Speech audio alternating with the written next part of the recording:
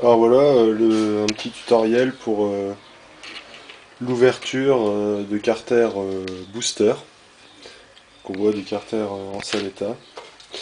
Donc alors pour commencer, il faut enlever donc l'allumage. Normalement ça vous savez faire, c'est facile. Enlever l'allumage. Pareil, il faut enlever la variation. Enfin tout ce qui est ouais, la partie vario quoi. Pas entière, le correcteur de couple ça sert à rien. Donc alors, on voit qu'il reste la pompe à huile qu'il faut enlever grâce aux deux vis BTR qui sont là. Il y en a une derrière qui est chiante à choper et une devant. Donc je pose pour l'instant, on va nettoyer ça un petit peu.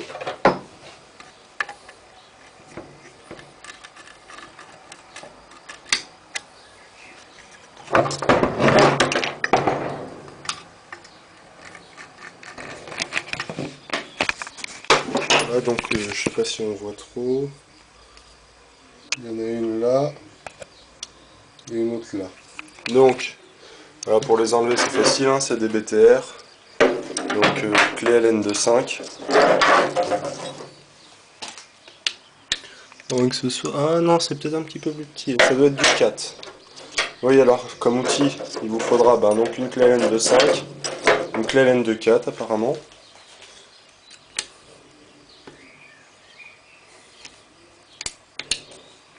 C'est pas facile avec l'appareil.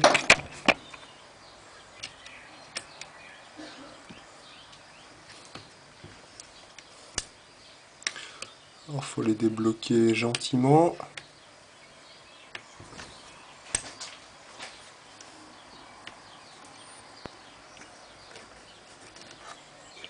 Donc, voilà. On enlève la première. On enlève la deuxième.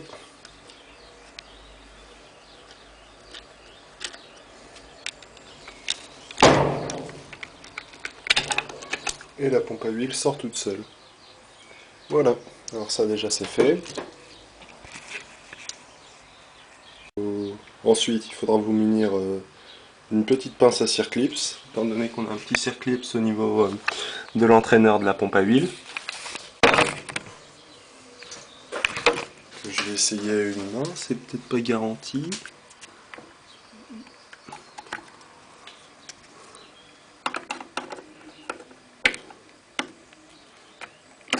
Voilà, on enlève le petit circlips et l'entraîneur de pompe à huile normalement vient tout seul avec. Ensuite, on retire le petit circlips qui est là. Donc toujours pareil avec notre petite pince à circlips.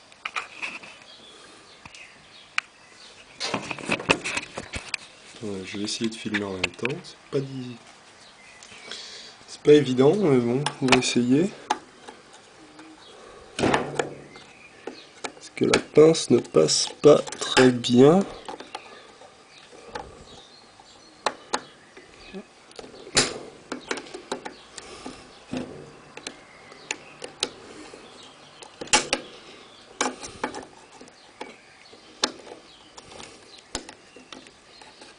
Ouais, moi je m'en fiche un peu donc je l'abîme, mais les circuits c'est là ce qui manque. Alors ensuite, on prend notre petite clé BTR de 5 et on vient dévisser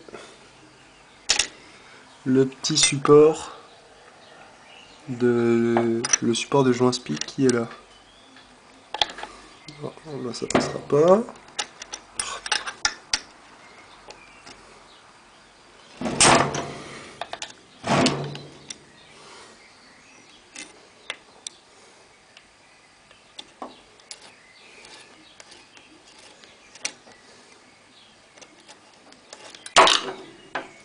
Une fois qu'on a enlevé la vis, le support vient tout seul. Voilà. Ensuite, il faut débloquer toutes les vis du carter. Donc il y en a 1, 2, 3, 4, 5 Et 6, c'est peut-être une 7ème, je me rappelle plus, ça fait longtemps que j'ai pas fait de booster. Non.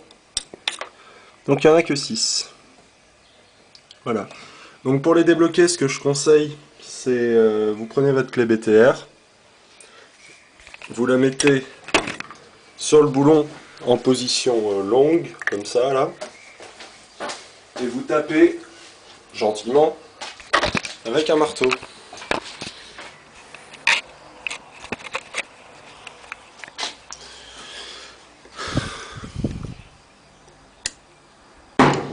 Voilà, on cale la clé BTR.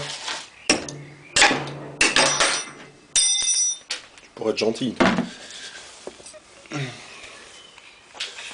Donc je vais pas filmer cette partie, mais bon, le principe est simple, hein, vous savez dévisser une vis normalement. Alors voilà, une fois que vos vis sont débloquées, là elles sont toujours en position, bah, tout simplement, faut les enlever. Hein. J'ai pas dû débloquer celle-là d'ailleurs. Alors voilà, une autre technique, sinon pour les débloquer, vous mettez votre clé en position longue, je la chope avec une pince, et ça perce. Normalement les vis viennent toutes seules. Si ça force, c'est qu'il y a peut-être un problème d'alignement des carters ou des petites choses comme ça. Par exemple, celle-là force un peu.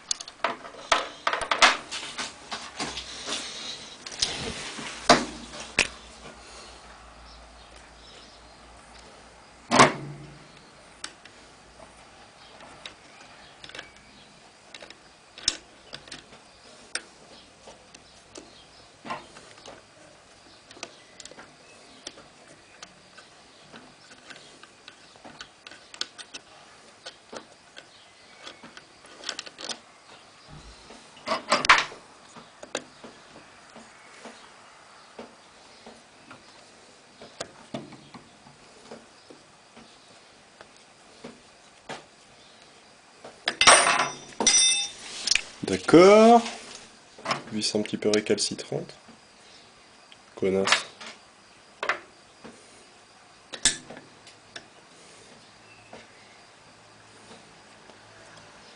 Un petit peu tordu peut-être aussi. Alors vous noterez que normalement les vis font toutes la même longueur, donc pas de souci au remontage. Vérifie que j'en ai pas oublié. Alors j'ai changé d'endroit parce qu'il fait tout simplement beaucoup trop chaud dans la cabane pour travailler. Donc ici, on doit avoir des circlips, ça c'est à l'intérieur peut-être. Normalement il y a des petits circlips là, dans cette cage.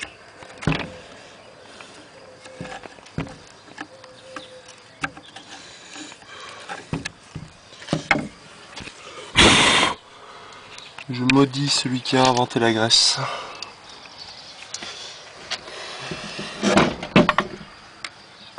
Là. Alors moi, les circlips n'ont pas l'air d'être présents. Étant donné que c'est un carter ancien modèle, c'est peut-être bien possible. Alors, il va falloir séparer les carters. Donc,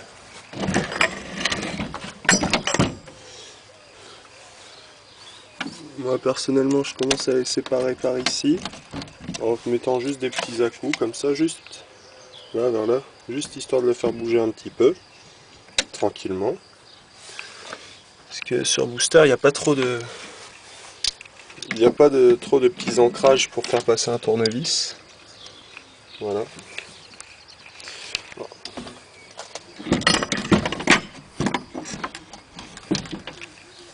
Alors, une fois que les carters se sont un petit peu séparés, moi je fais maintenant, hop, Bon, d'accord. Pareil de ce côté, voilà. Donc on voit qu'ils sont à peu près séparés. Donc ensuite, tout simplement, il faut taper sur le vilo pour le faire sortir. Donc le conseil que je vous donne, c'est d'acheter des vis d'allumage en rab, d'en mettre une sur votre plat de vis et de taper. Moi je le fais pas, tout simplement parce que c'est un vilo qui est complètement mort, mais qui n'a plus aucune utilité, donc voilà, il partira à la benne, donc je m'en fiche un petit peu. Alors voilà, force de taper sur le vilo qui a bien pris, bien pris même. J'ai réussi à ouvrir mes carters, donc on admire le superbe vilebrequin avec ses roulements top moumoute, je crois que c'est ceux-là. Alors, pareil, une fois que le bloc est ouvert, après c'est tout simple. Hein. Donc là, il faudra que je regarde cette histoire d'anneau élastique. Ouais. Effectivement, il y en avait. Voilà. Pareil de l'autre côté, encore une fois, mettez un boulon pour si vous voulez conserver votre vilo. Si jamais, des fois que vous vouliez faire juste des roulements ou quoi que ce soit. Parce que sinon, votre vilebrequin est bon pour la benne. Donc mettez bien un petit boulon sur chaque pas de vis. Normalement, les pas de vis risquent rien. Après, il y en a qui vont à la méthode bourrin, tout comme moi, mais...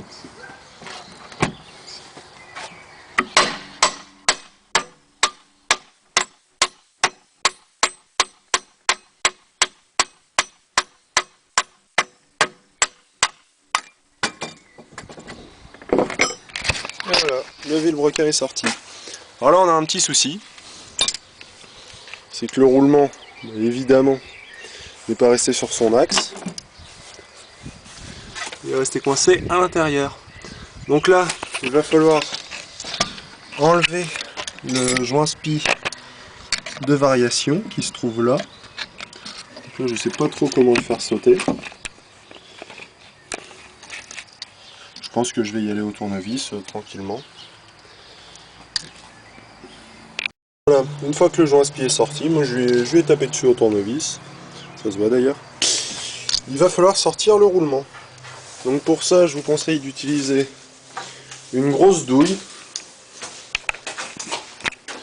Le diamètre, je sais plus précisément. Je crois que sur cela, on peut mettre du 30.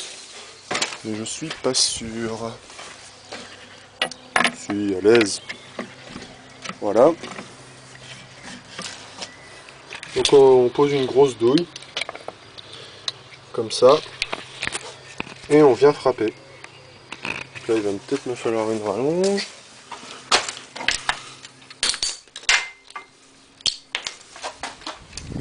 Voilà, petite rallonge.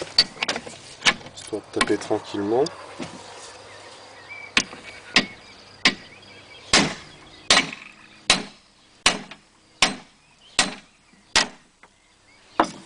Et voilà. Le roulement est sorti. Voilà, d'ailleurs la douille s'est intégrée dedans. Je suis un petit peu violent sur les bords, excusez-moi. Et voilà, donc là on a nos deux carters séparés. Donc ceux-là évidemment ils vont avoir droit à une grosse réfection. Contrôle des portées, parce que évidemment vu que j'ai fait ça comme un bourrin, je sais pas ce qui va suivre. Bon, de toute façon c'est peut-être pas des carters que je vais garder. Là on voit bien le problème du vilo. Hop, la bielle a de la compression, si on peut dire. Voilà, bon c'était tout. Alors n'hésitez pas à lâcher un petit com, à dire ce qui vous a plu ou pas, si vous avez besoin de quelques renseignements ou quoi que ce soit. Ciao.